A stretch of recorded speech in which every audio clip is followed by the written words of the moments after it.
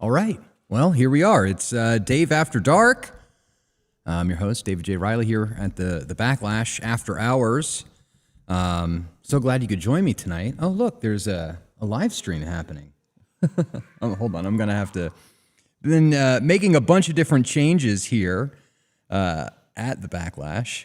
And let's see. There's the chat. We're going to... Sorry about that. A little discombobulating, doing shows on your own. First of all, you can follow us on X at Real Backlash. You can support this podcast on Subscribestar at subscribestar.com/thebacklash, on patreon.com/thebacklash. You can send in super chats here on the channel, on both the YouTube and the Rumble channel, as well as on Power Chat or Entropy. And so, make sure you're subscribed to us on Rumble, on YouTube, all of our platforms, Rumble, Apple Podcasts, YouTube, X, yada, yada, yada. Thank you so much for joining me tonight. Got to give a shout out to our sponsors, as always, ODGG Supply, Above Time Coffee Roasters. Who else do we got? Antelope Hill Publishing. They have a large variety of different books. North Idaho Tallow Company, and of course, Atlas Bullion. So, just some technical stuff up front. Changing the way that we were doing the stream, we were using a program called Restream to help us get all the different streams to all the different channels. Now we're just using Rumble. It's looking like Rumble's working pretty good. So it mirrors everything, which is very good. Let's see here. First things first, we've got a little housekeeping to take care of. So going to put this up on the screen. There was an important announcement that was made on Wednesday from the Backlash. I'll read this. Since its launch in late 2024, the Backlash has grown from an idea into a powerful platform built by Rebecca Hargraves, Vincent James, Cameron McGregor, and Dave Riley. Together, we've reached millions of viewers, generated hundreds of millions of social media impressions, and formed lasting friendships and alliances across the country. This week, Cameron announced his decision to step away from the show in order to focus more fully on his own projects and the important work that he feels called to pursue in this next chapter of our nation. We are grateful for his contributions, his voice, and his commitment to the mission that we shared. In light of this transition, Rebecca has also decided to devote her time and energy toward expanding her independent content and developing new creative ventures on her YouTube channel. So we fully support her in this decision and look forward to seeing what she builds next. Transitions are a natural part of growth, and while this marks an end of an era for the Backlash, it is not the end of the story. The show will continue evolving, and we remain deeply grateful to our audience, our supporters, and our sponsors who have stood with us from the beginning. We wish Cameron and Rebecca nothing but success and fulfillment in their future endeavors, and we thank you, our supporters, for being a part of this journey. And the story continues. So there's been a little bit of a change here, and so this is potentially the last Dave After Dark, officially, that you might be seeing. And so more, I'm sure, will unfold over the next couple of days. And we'll be back with regular content for you starting next Monday. And speaking of, we've got a big content lineup coming up here on the podcast. Monday, Dark Enlightenment will be on. We're going to be talking about the housing crisis, what to do about the housing crisis, why it's so bad, all the different aspects that it affects in our lives, and what we can do to fix this. How do we get a home? How do we get land? And navigate during this crazy time with all the inflation, the currency debasement, BlackRock buying up all the single-family homes. So he'll have a lot to share with us on that. Then on Wednesday, we are going to be talking with Honest Pollster. Let's see. Let me pull up his thing. Let's see here. Mark Mitchell from Rasmussen Reports will be joining us. He's one of the only actually independent pollsters in the United States. And so I think it's important. We're going to get an update from him on where the country is, where people's minds are at, because being on X, being on all these different social media platforms, it's really easy to get stuck in your own bubble and kind of disconnected from where the rest of the world is at. You still have boomers watching slop on Fox News. You've got a lot of lefties that are over on Blue Sky, and we don't really see any of that over here on X or Rumble. But what these pollsters are supposed to do anyway, most of them don't because they're dishonest. The point of a pollster is to go out and to actually grab real people and find out what they're talking about, what they're thinking about, and what their stance is on certain political issues. And to kind of cut through the bubbles and get a real honest opinion of where people are. And so it's going to be very interesting to hear from Mark, to hear where people are from a unbiased third-party observer who does polling for a living. So that'll be on Wednesday. I think that one will be actually earlier than again, transition. Things are a little different. Times are going to be up in the air and a little bit all over the place as we kind of settle into this new phase. But we're planning on 2 p.m. Eastern for that one with Mark Mitchell. Then on Friday next week, we should be talking to Homath. Homath is a great. Let me pull him up. Let me pull him up here on Twitter. Homath is absolutely fantastic. He does these explainer videos explaining why women are crazy. And so we'll be talking with him, a lot of young men that either are looking for a wife, looking to date, and also a lot of guys that are married that need to be able to deal with their wives. So I think Homath will be able to help us understand women a little bit better. So that'll be good. And then, of course, the following Monday, there's a lot of content, a lot of announcements. On the 23rd of February, we are extremely excited to be joined by Casey Puch. Casey Puch, he's the car guy. Casey the car guy. He's, of course, challenging Vivek Ramaswamy in Ohio for the governor's seat.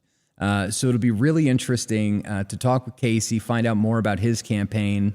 We talked with James Fishback earlier, a couple weeks ago, and it looks like his campaign is doing great. I've been seeing lots of crowds for him in Florida, following him around at all his campaign stops.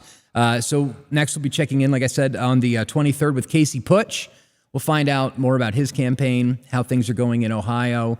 There's a lot of issues to talk about there between data centers, Palantir, Anduril, the Jewish mafia that's been operating in Cleveland for a long time. So maybe we'll find out some more about that from Casey. And going forward, there's like a long laundry list of excellent guests that we're going to be talking with, trying to break through the bubble, trying to find out what's actually going on in this country, because unfortunately we're inundated with a lot of slop on the day-to-day. A lot of content that I always see on the timeline that's like something that happened 2 or 3 years ago, and somebody just decided to clip it and post it as if it had just happened when it was either an old video or an old announcement. And that can be a little discombobulating. I mean, remember, all of these social media platforms are forms of psychological warfare. And so since that is how we are forced essentially to getting our news, the newspapers suck. We know who owns the media.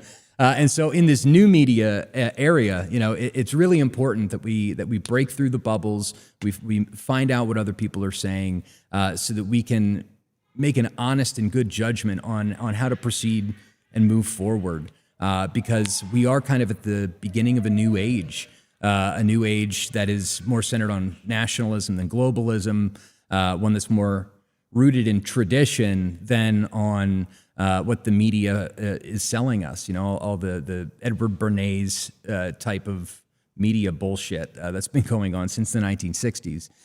So anyway, so that's a little bit of that, a little bit of a look into the future. No, the show is not over. The show will go on. And so it's great to have you with us.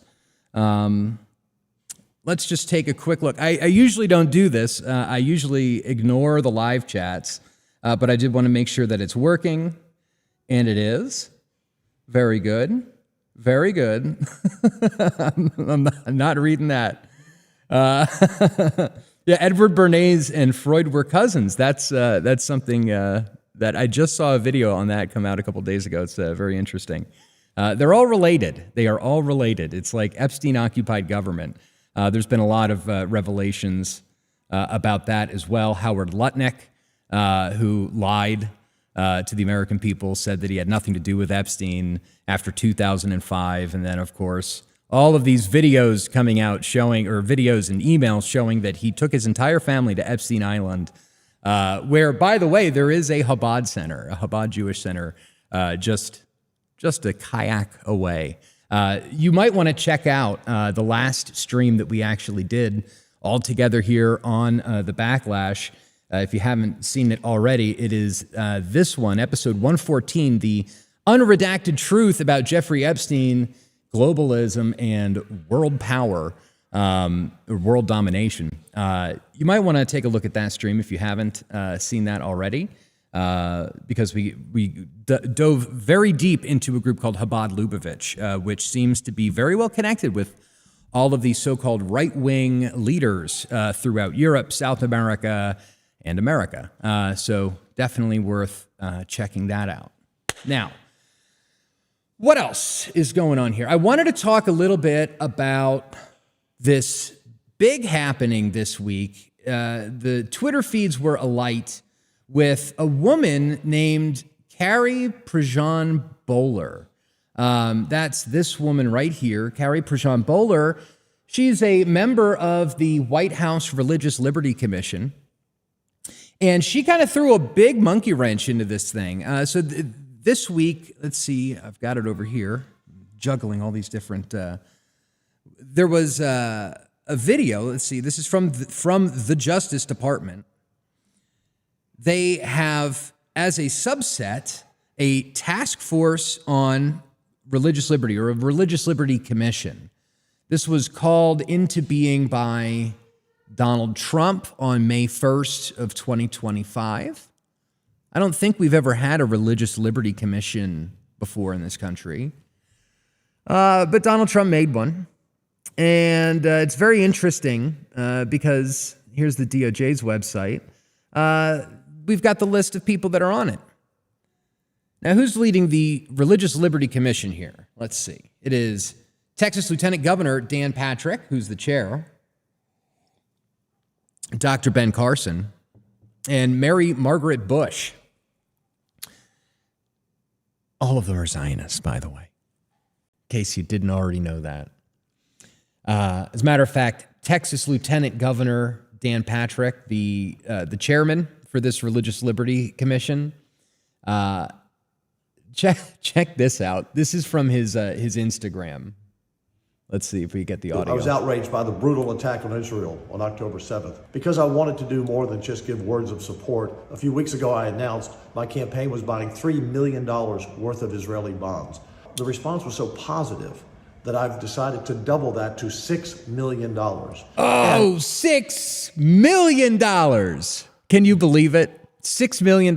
So this guy, as he was running for lieutenant governor of Texas, used campaign funds that he essentially, got from corporations or from supporters, and he used that as his campaign to purchase Israeli war bonds.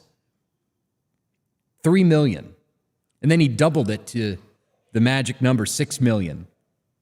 This is the guy who is heading up Donald Trump's Religious Liberty Commission, okay? Just so you're aware. I mean, it gets much worse from here. Now, there are some other notables.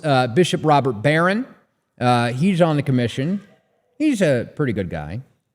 Cardinal Timothy Dolan, another interesting fella. But then you got Franklin Graham, obviously big-time Zionist. Dr. Phil, hello.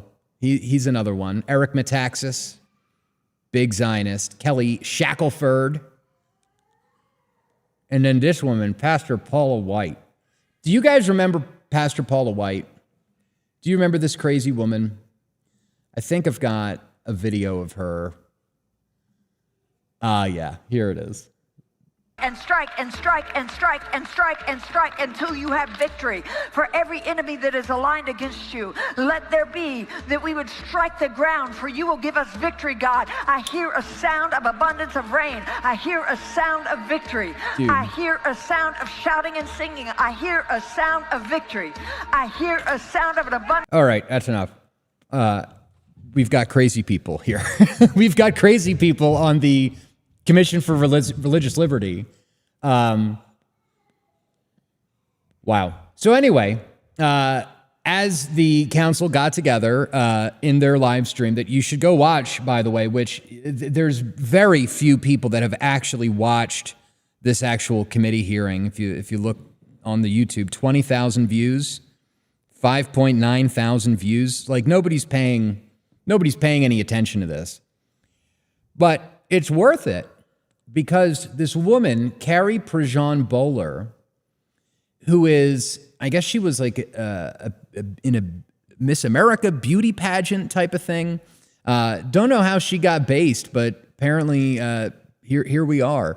And so we're going to play a couple of clips from this Religious Liberty Conference. We're going to see what Carrie Prejean Boller has to say, because she had a couple of tough lines of questioning for, you remember Shabbos Kestenbaum, the Democrat that the RNC invited to come speak at last year's GOP meeting. Shabbos Kestenbaum is also the guy that sued Harvard for, I guess, antisemitism because there were students protesting the genocide in Gaza, and he was offended by that. Offended by a protest, that is, not offended by murdering women and children in Gaza, just so we're clear. But anyway, Seth Dillon, Shabbos Kestenbaum, a couple of other of these interesting people on the Religious Liberty Commission. So let's take a look and let's see what she gets into, because we've been seeing a lot of this stuff locally that's been breaking out between Catholics, traditional Christians, Eastern Orthodox, Presbyterian, and Zionist evangelicals. Like, we've been seeing it take over the town hall meetings. We've been seeing it take over the local Republican Party meetings, where almost every single time that you give two people a microphone in this county, it devolves into a debate between evangelicals and Catholics and whether or not supporting Zionism makes you an anti-Semite. So I thought that this was really interesting to get on the record. So let's take a little watch, and we'll start and stop it and comment as we go. So let's take a look. Mr. Frankel, this is for you. You described very painful experiences at UCLA, and I take that very serious. At the same time, many of the students who I've spoken to personally who created those encampments say that they were protesting the killing of tens of thousands of Palestinian civilians in Gaza and their university's financial ties to that war. So I need to ask you, in a country built on religious liberty in the First Amendment, do you believe someone can stand firmly against anti-Semitism, including what you experienced, and at the same time condemn the mass killing of Palestinians in Gaza, or reject political Zionism, or not support the political state of Israel? Or do you believe that speaking out about what many Americans view as genocide in Gaza should be treated as anti-Semitic? Because in my view, the United States cannot and must not make loyalty to a particular theology about Israel a litmus test for protected speech or moral legitimacy. Charlie Kirk said that Jew hate is brain rot. Some people don't have brains. I'm not going to assist them in setting a double standard for the Israeli government and the Jewish people as they fight to defend themselves. These were students calling for intifada within days after October 7th, before Israel had even entered Gaza. So it's not about them and their using Palestinian civilian death, which is horrendous and horrible. They're using it as a prop. And it doesn't matter. My religious beliefs are violated. You don't get to block me because I'm Zionist and a Jew. You want to protest Israel? Great. 100% go ahead and do it. But the university let them wear masks, even though there's a mask ban. They violated all time, place, and manner restrictions, amplified sounds. It went on for years. They kept doing this time after time again. And that's what the judge saw and said, that's not okay. They can protest, they can't block Jews, and you can't assist them in doing it. I'm really grateful that we're having this discussion, because I think this is a topic that is really affecting so many Americans. Rabbi Shapiro, he's based in New York. I invited him here today, but he's not here today. He says, and I would love your opinion on this, American Jews are increasingly treated as less fully American, our loyalty questioned, our belonging made conditional, because Zionist ideology falsely claims Israel is the nation state of Jews everywhere, and that every Jew is nationally tied to it. He says, this framing is anti-Semitic at its core. It strips us of our identity as Americans, recasts us as foreigners in our own country, and arms anti-Semites with accusations of divided loyalties and collective guilt for actions we neither chose nor control. No other foreign country does this. No sovereign state claims to politically represent an entire worldwide group defined by religion or heritage and bind its members to its deeds. Yet Jews alone bear this unique, unjust burden. That dangerous lie must be rejected openly and firmly. The remedy is clear: civic education that teaches unconditional American belonging through citizenship alone, not ethnicity, heritage, or any fabricated foreign tie. We are Americans, full stop, and we reject any doctrine that treats us otherwise. Would you say that statement is anti-Semitic? What I'll say is that Natan Sharansky says there's three things that you shouldn't do with Israel. You shouldn't delegitimize it, you shouldn't demonize it, and you shouldn't apply a double standard. You can abide by those three things, you're not anti-Semitic. Now, just to jump in here a little bit, give you a little bit more background on this. The rabbi that Carrie Prejean Boller was quoting there is this guy right here. Right here. Rabbi Yaakov Shapiro. He is involved with a group called Voice of Rabbis, which is a group of like ultra-Orthodox. It's a sect of Hasidism in Brooklyn. And they have these like massive meetings where Jews go out, and you can see they're retweeting this exact clip of Carrie Prejean Boller. But I'm probably not going to be able to pull it up here. I saw it within the last few days. But they have these giant manifestations in Brooklyn where they talk about how Judaism and Zionism are different, and you're allowed to not agree with. Yeah, this is like one of these clips. Hold on, let's. Oh, geez, that is loud. I apologize. This is one of their demonstrations. I'll just let it go. But they're engaged in a kind of what's the word for it? Not kayfabe, but they're trying to make a distinction between Jews and Israel, which is something that the Zionists are conflating one to another, which is interesting. But I just wanted to point that out, that this woman, Carrie Prejean, she's quoting this rabbi. He's involved with this group that's organizing protests on behalf of Palestinians in New York. And it's also really interesting to see that there are some connections here, and we'll see that in some of these clips between Carrie and Candace Owens. So there's something weird going on there. But I just figured I'd bring that to you. Let's go back to the clip real quick. Let's see. By not being a Zionist, does that make you an anti-Semite? I don't think you need to be a Zionist to support a country that defends itself and is free and religious in a hostile neighborhood. So is anti-Zionism Hold on anti-Semitism? one second, Carrie. Yes. It is. It is. Sorry. Yes. To take that point for a second. Let me back up. I didn't want to step over that answer. I didn't know you were both of you still talking. So Just to be clear, is anti-Zionism anti-Semitism? Yes. It is under IHRA? Rabbi, Sure. you're up next. You're not Bad sure? definition, So but what is the definition? I would love to speak to that. Undoubtedly, anti-Zionism is anti-Semitism, and undoubtedly, and one does not have to support the specific policies of the government of Israel, but to not support the right of Israel to exist, which is what anti-Zionists do, while not taking that same stand to the 28 Muslim countries and 13 Christian countries in this world, is a double standard, is hypocrisy, and is absolutely anti-Semitism. I think it's also important that we not make Islamophobic remarks while we're here today. I would appreciate that. Listen to this crowd. They're booing. This is a religious liberty hearing. God forbid was anything like that said. But if the Jewish people are the only people that you deny the right to have its own state, that is absolutely a double standard, hypocrisy, and anti-Semitism. Well, as you know, I'm a Catholic, and Catholics do not embrace Zionism, just so you know. So are all Catholics anti-Semites, according to you? As I said, anti-Zionism, by denying the right of the Jews to have their own state while not saying the same for any other peoples, that is a double standard, hypocrisy, and anti-Semitism. So just to be clear, are Catholics anti-Semites? Carrie, excuse me. I'm going to interrupt the discussion. Our committee is focused on religious liberty taken from all people, whether it be Muslims, Jews, Christians, Sikhs. We've had all those witnesses here. This is not a commission on defining religions or calling out any theology, or this is not the commission for that. Right, but we're talking about a foreign nation, so I want to be clear on what the definition of anti-Semitism is. If I don't support the political state of Israel, am I an anti-Semite? Yes or no?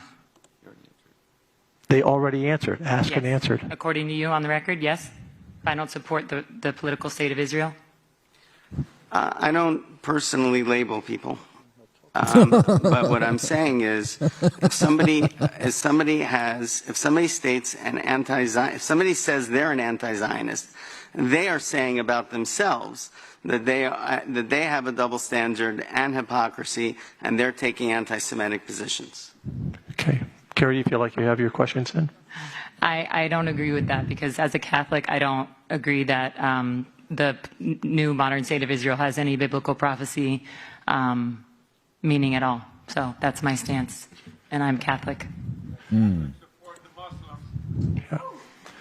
Dr. Ben. So anyway, you get an idea. It got pretty heated in there. We've got a couple of other clips that we're going to go through. But before we do that, I want to point out that Carrie's right. Catholics should not support Zionism or the modern state of Israel that was founded on terrorism and genocide in 1948.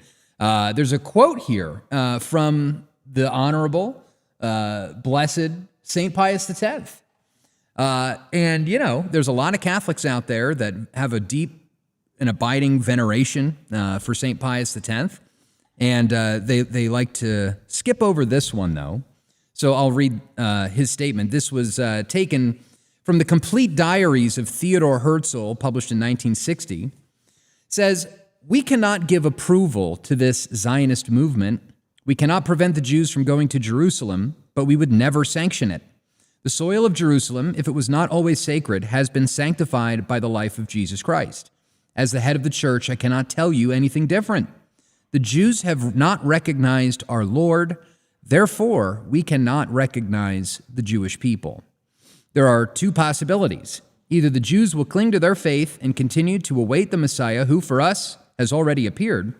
In that case, they will be denying the divinity of Jesus, and we cannot help them.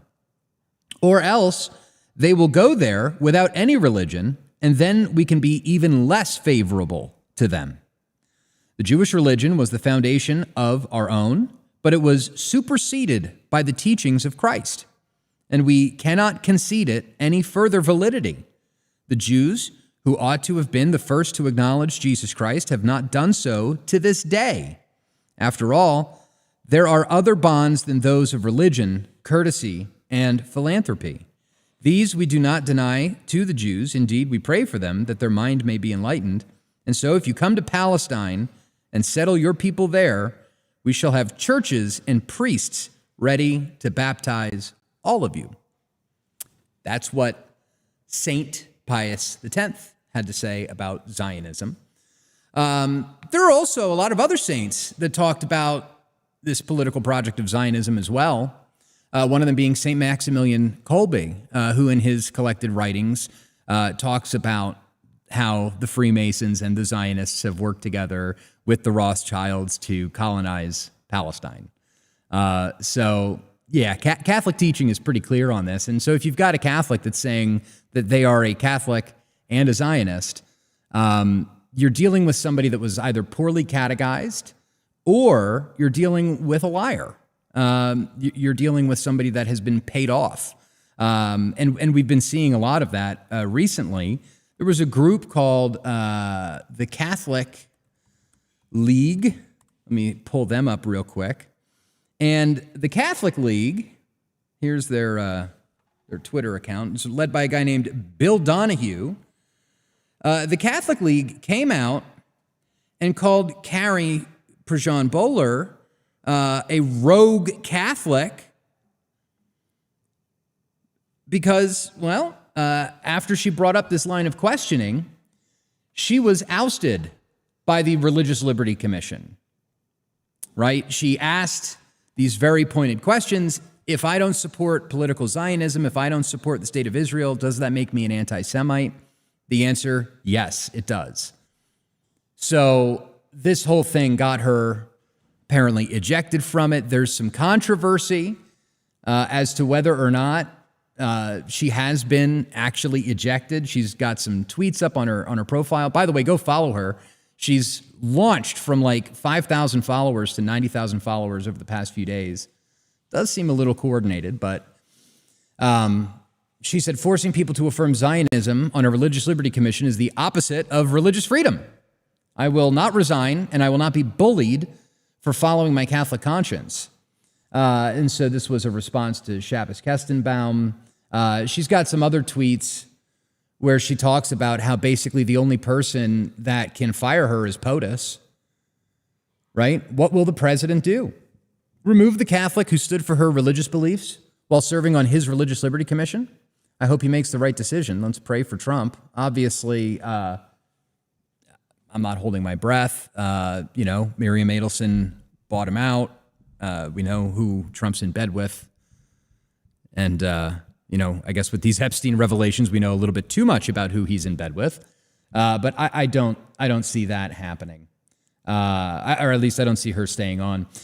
So then there's some other interesting clips here, and sorry, I know that these are a little bit long, but it's okay. I think that this was a serious issue. I don't think it got enough play in the media.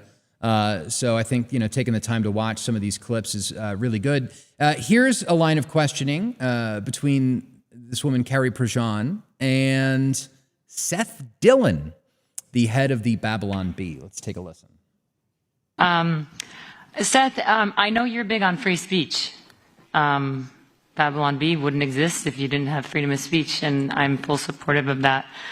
You said platforms are an issue, which I assume you're referring to X. Are you saying that Elon and heads of platforms need to censor speech that they determine as anti-Semitic? And if so, by what definition do they censor? Would that definition censor this verse from the Bible?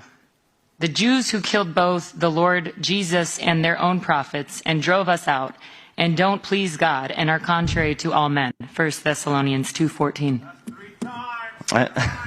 I think you may have. I think he should be removed.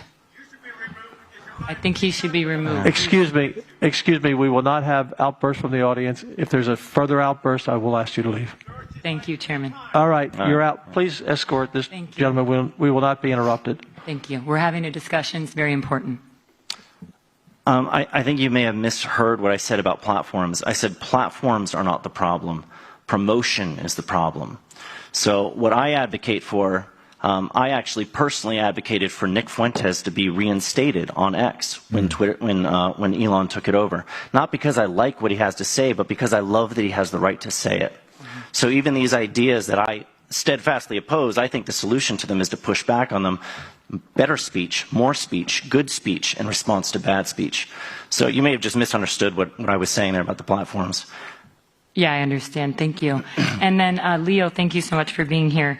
What anti-Semitic actions have taken place? I've heard a lot of examples of harmful words and protests, but aren't we free in this nation to have the right to protest, protected by the First Amendment? As I said, Seth, love free speech, as do I. So words are protected. What I'm concerned about is what further legislation do we need around free speech? Well, first of all, let me be very clear. I've been a civil rights attorney 35 years. I am a strong believer in free speech. You will not have me challenge anyone's right to speak. I support Seth on that. But when you match speech with conduct, criminal conduct, such as blocking access to someone's right to go to school, along with the speech, then you cross a line where there may be a criminal activity where the affirmative defense of free speech no longer exists. We had a lot of discussion about a school that I'm embarrassed that I went to, UCLA Law School. We heard what was going on. I was sitting there cringing because it was true. And we had people who were block access. Speech, I'm all good for that. Going back to what I originally said, all those charges in which the line was crossed, where it went from speech to conduct, believe it or not, the local prosecutor dismissed all those charges, the criminal charges. So that's why I'm saying this problem is really on a local level. But I will support anyone's right on speech. It's when they match it with conduct that might cross the line and would be considered criminal in and of itself. But aren't there already laws to protect that? Well, you never heard me say in my presentation, there are existing laws that should be utilized. I'm not talking about creating new laws. So as the chairman of the task force. The task force, yes, thank you. What do you recommend as far as further laws? I mentioned it today. Well, first of all, Title VI is a funding law that should be used. Title VII is very critical. Civil Rights Act 1964-65, which allows employees who are facing discriminatory misconduct to seek action. Even union organization can be used for Title VII. So those are the two that I was referring to. And what is a great weapon, which I have learned, is that Jewish faculty members in public unions are being denied right to participate. That's a Title VII action. So what I'm saying is, under the rubric of what is... Dude, look at how sweaty this guy is. Currently look at how sweaty. Civil rights laws. That's so disgusting, dude. All right, we're going to leave it at that with this one. I will draw your attention to the laptop screen here. This is a photo of Leo Terrell. He is the head of the Department of Justice's Anti-Semitism Task Force. This guy is lining up for the $7,000 payments from Israel. So you've got people that are promoting foreign propaganda, that are in the DOJ, that are heading these committees, holy cow. It's just so bad. And, the head of this Religious Liberty Commission, the former lieutenant governor of Texas, like literally buying Israeli bonds, $6 million of Israeli bonds. Totally unbiased here. No agenda here. And of course it makes sense to see why why she gets ousted. So let's continue. There's a couple more interesting clips that we can play. Here's one. Come on. Okay, so as a pastor, are you worried or concerned at all that certain parts of the Bible, particularly the New Testament, would be considered anti-Semitic, specifically to referring the killing and crucifixion of our Lord and Savior Jesus Christ? Why would that be anti-Semitic? That is simply a fact. Well, that the Jewish according people, to the That is funny. We talked about this a couple of episodes ago. There's the IHRA definition of anti-Semitism, which is what this question gets to the heart of. I've got Cloudflare over here. It's okay. So here we've got accusing or using the symbols and images associated with classic anti-Semitism. Example, claims of Jews killing Jesus or blood libel, right? It says that these should be criminal. It says anti-Semitic acts are criminal and criminal acts are anti-Semitic. Like, where have we heard this before? And so there's a push for more laws here in Idaho. We've got a group called the Idaho Jewish Alliance, which is pushing for the adoption of these IHRA anti-Semitism hate speech laws. And they're trying to do it at the federal level as well. So Carrie's questioning here is spot on. And it is funny. We'll go back, now that you've kind of got that in your head about this International Holocaust Remembrance Association definition of anti-Semitism. With that in mind, listen to this again. Okay, so as a pastor, are you worried or concerned at all that certain parts of the Bible, particularly the New Testament, would be considered anti-Semitic, specifically to referring the killing and crucifixion of our Lord and Savior Jesus Christ? Why would that be anti-Semitic? That is simply a fact. Well, that the Jewish according people, to the IHRA, may I please finish when you ask me a question? Yeah, go ahead. When Jesus was crucified, it was most definitely at the hand of the Jews and of the Romans. That would be considered anti-Semitism under IHRA. Are you aware of that? If So we're you're talking making an about, anti-Semitic if we're remark talking right about now. 2,000 years ago, this is biblical history. Yeah, that's under the And yet definition this of is the anti-Semitism. beauty. This is the beauty of God's faithfulness, is he made a covenant with Abraham, and God is not a man that he would lie. And so when he blesses a people, that blessing continues eternally. Well, that's your theological perspective. That's not for 2,000 years the belief of the Catholic Church. And I think you should remain quiet and respect this hearing. No outcry from the audience, please. Carrie, I think we've had this discussion. I did invite it. It's my fault. I apologize. No, I'm glad you did. Thank you. Yeah. I appreciate it. And I'm from San Diego. I live there. And We should get Sanitas. coffee. I would like that. Yeah. Do you surf? No, I don't. Okay, well, I'll take you surfing then. Okay. Thank you. Blah, blah, for the blah. record, just for the record, the Holy See established formal diplomatic relations with Israel in 1993. Agreements between the two explicitly recognize each other's legitimate roles as state and church authorities. For example, the Holy See and Israel jointly affirmed each other's rights to operate and protect their communities and institutions. Just for the record. Yeah, and you want to talk about crisis in the Catholic Church. We did a show about this this past Monday, in fact, because there has been quite the change in Catholic teaching. There's an article, we've talked about it on the show a a number of different times. Let me pull it up again. This would be the Look magazine. Look magazine, how the Jews changed Catholic thinking. Let's see if it pops up. Yeah, here it is. It's right here on the Internet Archive. So let's pull this up. Here it is. How the Jews changed Catholic thinking. Okay, and so you notice that the Holy See didn't recognize Israel until 1993. That was under the reign of Pope John Paul II. And at the Second Vatican Council, the Jews changed Catholic thinking. There was a document called Nostra Aetate. We've been talking about it. Don't want to beat a dead horse.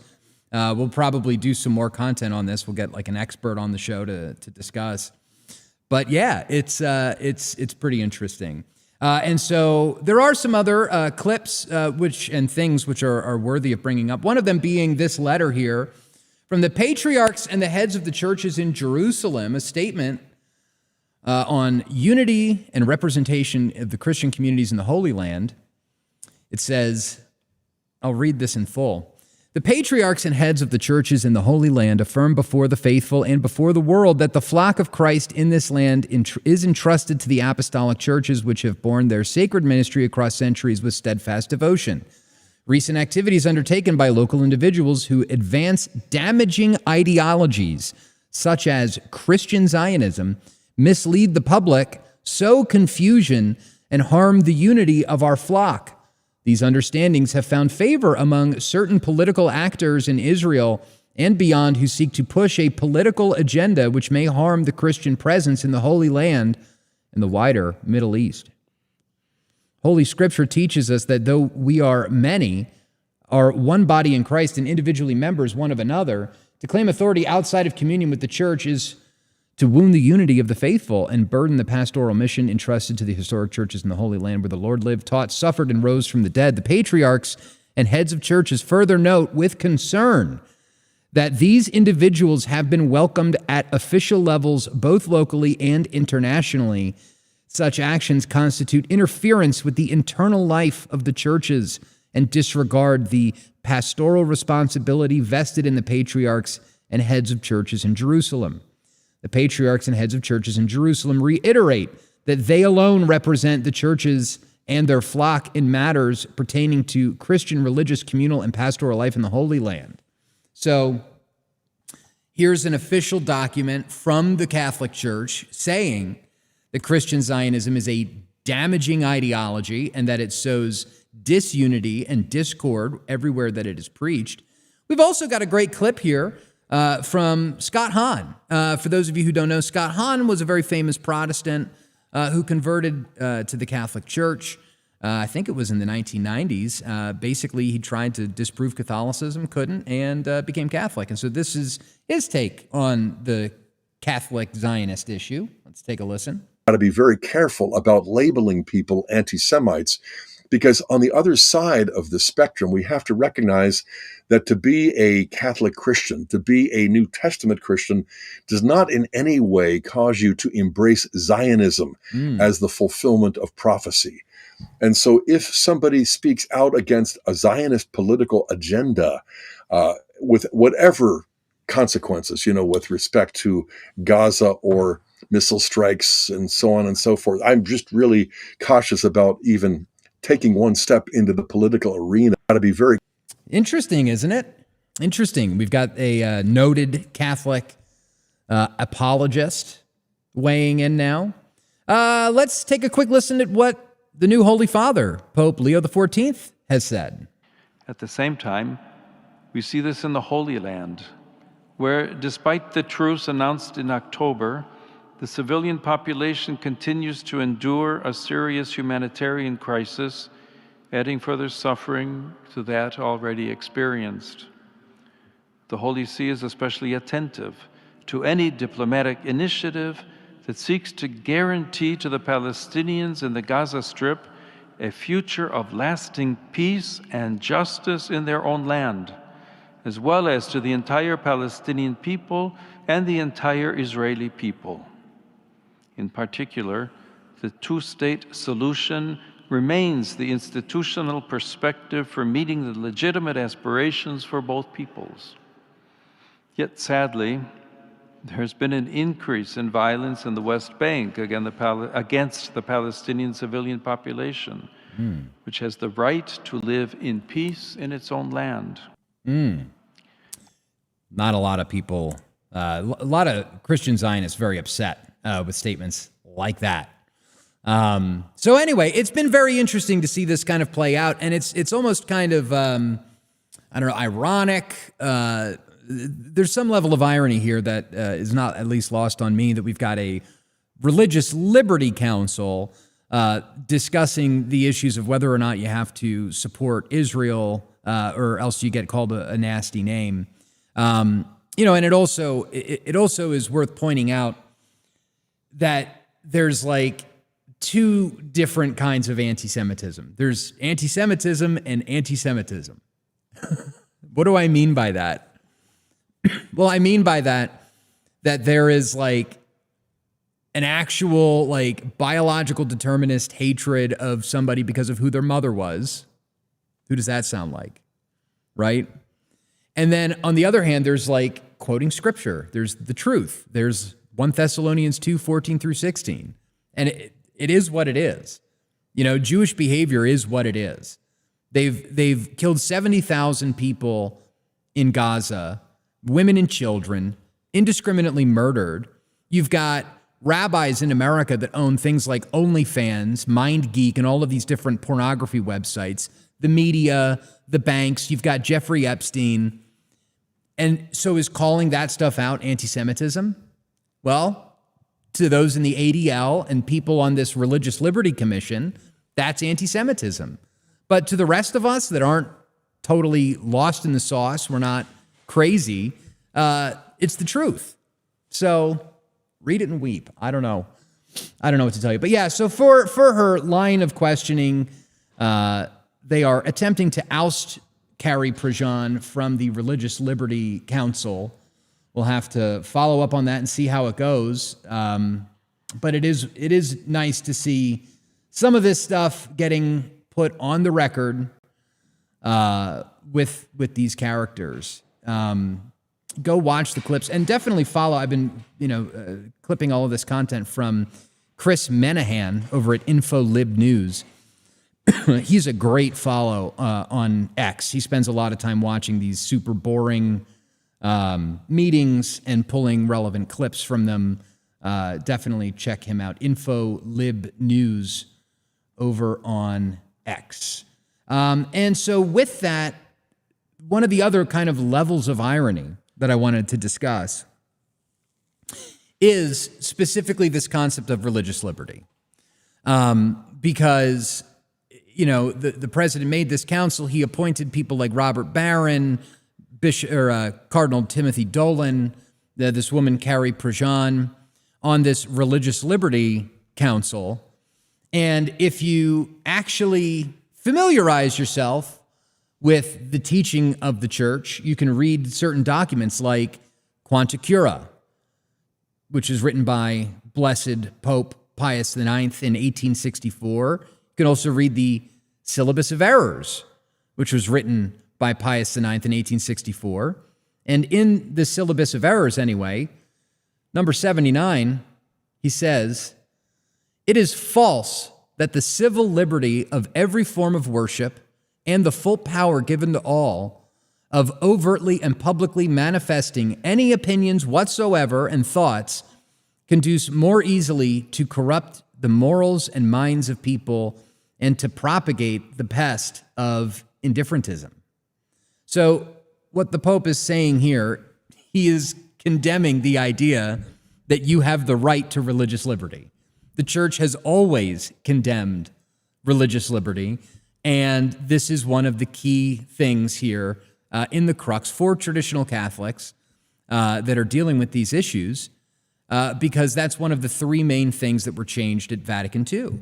Ecumenism, synodality, and religious liberty. Those are the three main things. And so there's actually, I've got a new camera angle here that we're going to be debuting.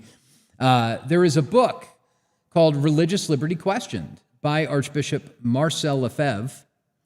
And it's definitely worth getting a copy of this book because he goes through in a very systematic way the church's teaching on religious liberty and how it has changed. And so there's this whole section here, starting on page 22, religious liberty condemned by the popes of the 19th century. I guess you can't really read it with me, but it says here that Pius VII, Gregory the 16th, Pius IX, Leo the 13th, and Gregory the 16th have all condemned the concept of religious liberty. And so it's funny. Get a copy of this book. You can get it at angeluspress.org. Religious Liberty Questioned. Great book.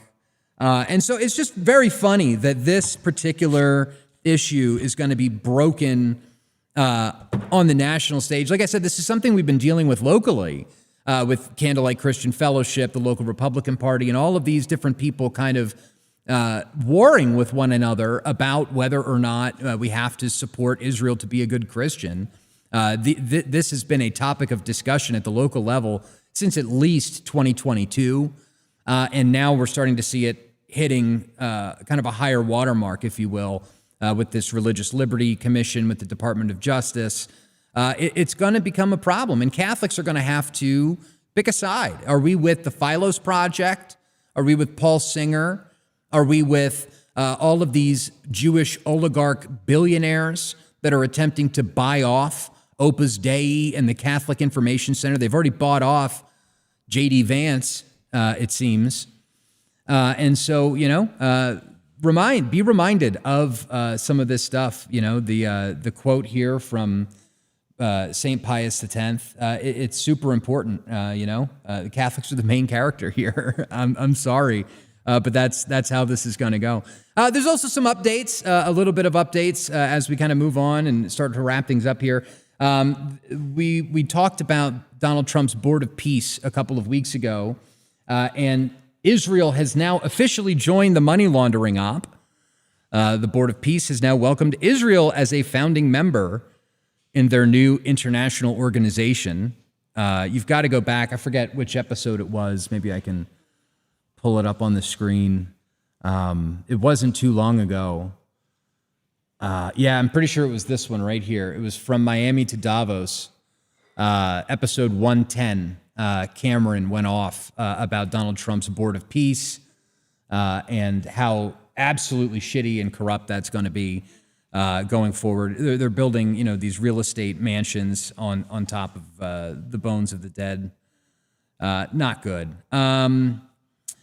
What else? It's also very interesting to note as well with this Carrie Prejean thing happening, we're starting to see groups like LifeSite News stepping up to the plate here, saying anti-Zionism is not anti-Semitism. Now, of course, anti-Semitism isn't real, and to whatever extent that it is a thing, it's a reaction to their behavior.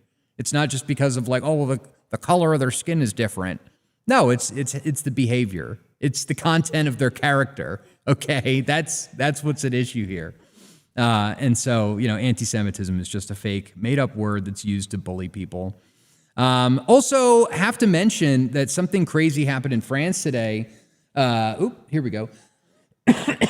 Earlier today, the 23-year-old named Quentin, he was a Catholic nationalist, lived in France, and he was beaten to death by Antifa in France.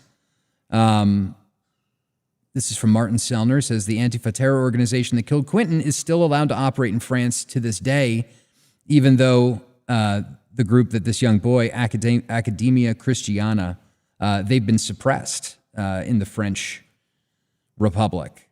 So say some prayers for this young kid. There have been, I've been seeing, assemblies going on all day over in Europe to commemorate this young kid. This happened before. This happened in the 1920s and 30s. Antifa was going around and murdering people. They were doing it in 2017, 2018, 2019 as well. I remember in Portland, There was a guy who got popped in the back of the head for wearing like a red hat. I don't even think it was a Trump hat. And of course, these people in Antifa, they get, the state looks the other way. They never get arrested. They never seem to face any kind of justice for their crimes. They can burn down entire cities and nobody does anything. So anyway, little Catholic heavy tonight. I apologize for that. But it is interesting to see, who is stepping up to the plate and fighting the fight for the freedom to be able to say the truth, for the freedom to not have to co-sign Zionism as politics, So anyway, those are some of my thoughts. Once again, we got a bunch of big shows coming up for you. On Monday, we're going to be talking with Dark Enlightenment, mostly about the housing crisis, but we'll probably branch off into some other topics as well. On Wednesday, we've got Mark Rasmussen from Rasmussen Reports, Honest Pollster, right? He's going to be joining us. Homath on Friday, Casey Putsch the next Monday, and a long list. I've got a bunch of other people that I'm working on tracking down and booking on the show. So that's going to be a great time. Get your last minute Rumble rants or super chats in. We will be reading those. I will be reading those. But first, before we do that, I've got to give a shout out to our sponsors. We love them, don't we, folks? Please patronize these people. Above Time Coffee Roasters, they are purveyors of fine, handmade, hand-roasted, small batch coffee. And they are a white positive company. They like white people. They don't hate us. They don't want us to die. They think that we have a right to our homelands, and we do. So please check out Above Time Coffee Roasters at abovetimecoffee.com. I think I'm going to be trying one of these medium roasts coming up soon. Been drinking the blonde roast, loving it. And if you use promo code Backlash10, you'll get 10% off. Same goes for our friends at Antelope Hill Publishing. They're fighting to keep history alive amidst a regime of anti-white censorship, and they're creating a library to help educate and equip new generations of dissidents with the information they need to fight the anti-white regime. Their varied catalog includes the newly updated and expanded third edition of Dr. Kevin MacDonald's Culture of Critique, the essential modern text on Jewish identity, Dr. Ricardo Duchesne's magnum opus, Greatness and Ruin, the definitive scholarly examination of European exceptionalism, as well as works by Carrie Bolton, Paul Kersey, and Josh Neal. Antelope Hill recently brought David Irving's iconic Nuremberg the Last Battle back into print and have numerous translations of historical works from eras such as Fascist Italy, National Socialist Germany, and Civil War Spain, previously unavailable in English. There are also plenty of books on contemporary issues such as transgenderism, the opioid crisis, and Christian nationalism, as well as history books, novels, and children's books. So whatever your interest is, you're bound to find something that you like at Antelope Hill Publishing, all professionally published with sleek modern cover art. Help us and help our people by checking out companies that share our values and fight for our cause. Visit antelopehillpublishing.com. And by the way, we are working on doing a little something. Let me see if I can pull this up over at thebacklash.net. If you go to our website here under affiliate links, is it there yet? Maybe if I just go to /affiliates. Yeah, there we go. We're making a new landing page for all of our sponsors, of which there are many.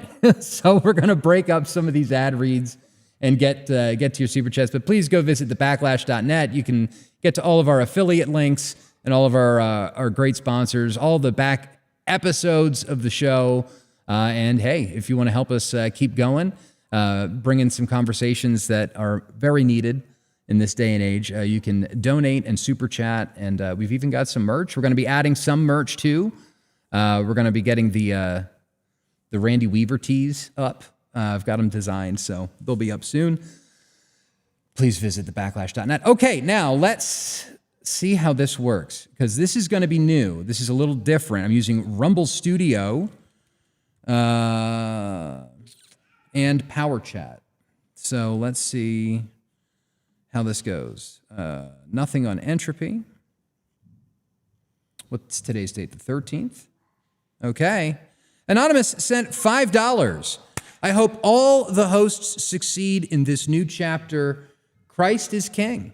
Yes, Absolutely. Do you like it? It's there now. It's not in front of our faces anymore. Wishing Rebecca and Cameron the absolute best. I think they've got a lot of really good work to do yet. So definitely follow their channels. I know Cameron's is Neo-Masculinity on YouTube, and Rebecca is Blonde in the Belly of the Beast. So you can, of course, get to their channels over on YouTube. Playboy fella sent a huge super chat, $100. Thank you for the big super chat, big guy. He didn't have a message. He just sent $100 on YouTube. So thank you very much. Big Mad Lad sent $10. So is the Backlash just you solo now? Guessing you can't give any more updates on Cam and Rebecca than the official statement. Very sad that they left. I agree. Yeah, you're right.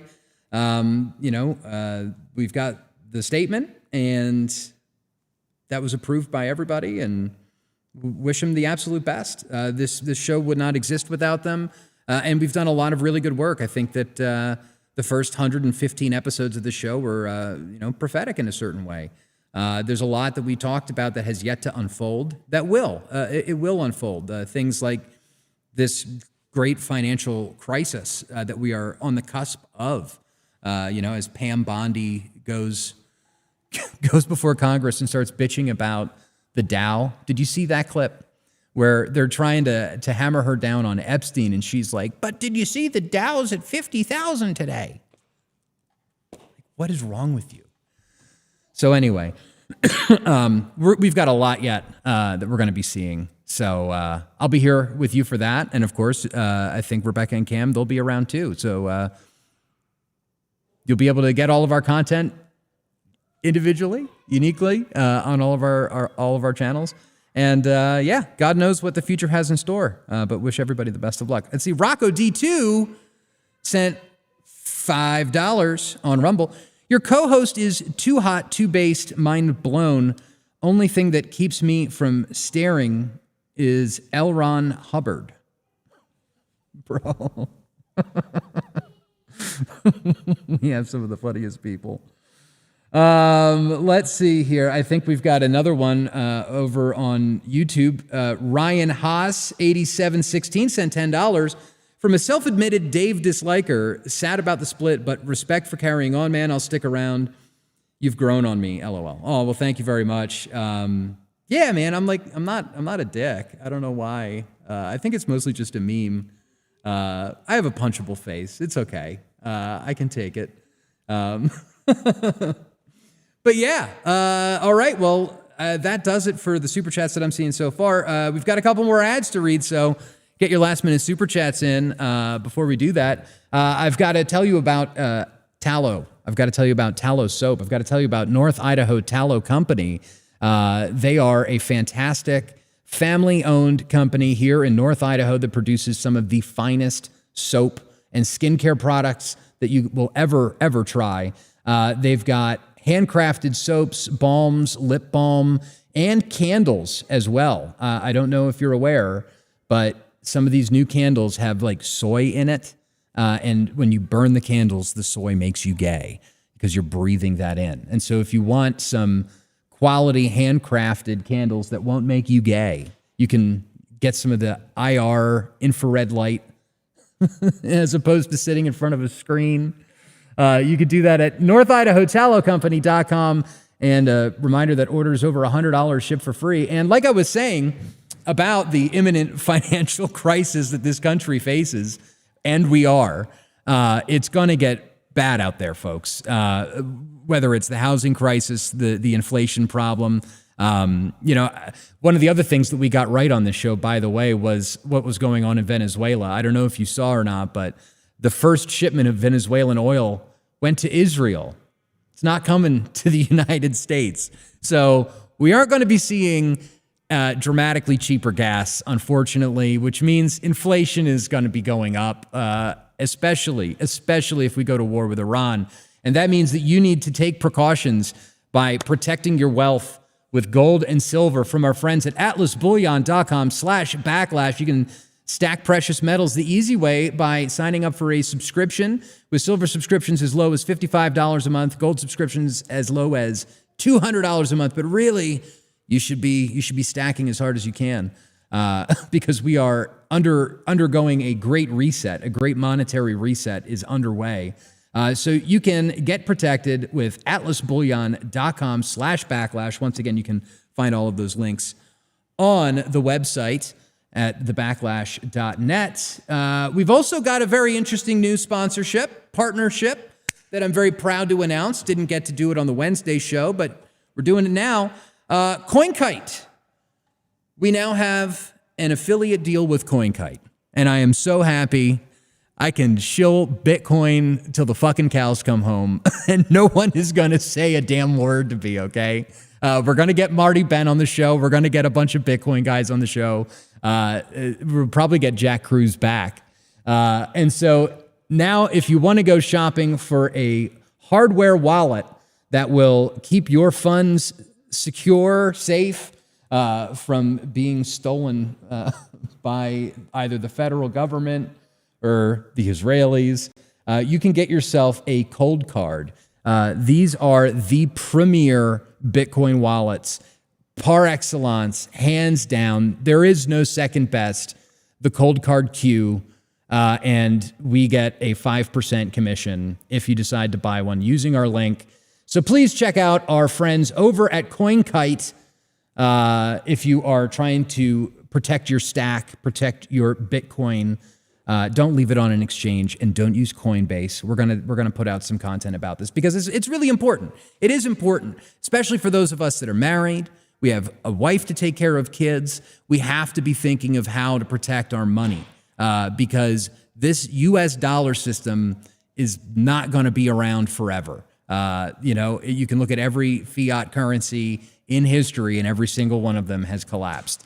And the Trump administration has explicitly stated that they want the U.S. dollar to be devalued so that we can bring manufacturing back, which means they're going to rob you blind, and they are going to print a lot of money.